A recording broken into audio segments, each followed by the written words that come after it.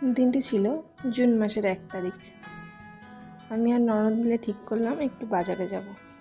তাই ঝটপট রেডি হয়ে নিলাম আর আয়নার সামনে দাঁড়িয়ে একটুখানি স্টাইল মেরে নিলাম। তারপরে চললাম বাজারের উদ্দেশ্যে।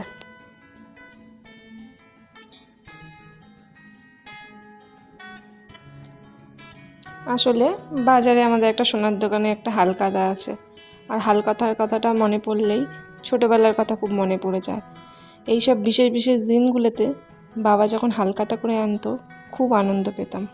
আর যে বছরগুলোতে হালকাতা থাকতো না মনটা খুব খারাপ হয়ে যেত। তখন তো আসলে বুঝতাম না হালকাতাটা আসলে কী জিনিস। দেখো বলতে বলতে সোনার দোকানে চলে এসেছি।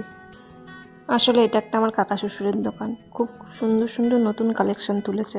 আর এই চোকারটা দেখছো আমার আর আমার ননদের খুব পছন্দ হয়েছে, তাই ননদ বললে একটা ছবি তুলে নাও। তারপর দোকান থেকে বেরিয়ে একটু ফল কিনে ফুচকাকে বাড়ি চলে আসলাম। বাই।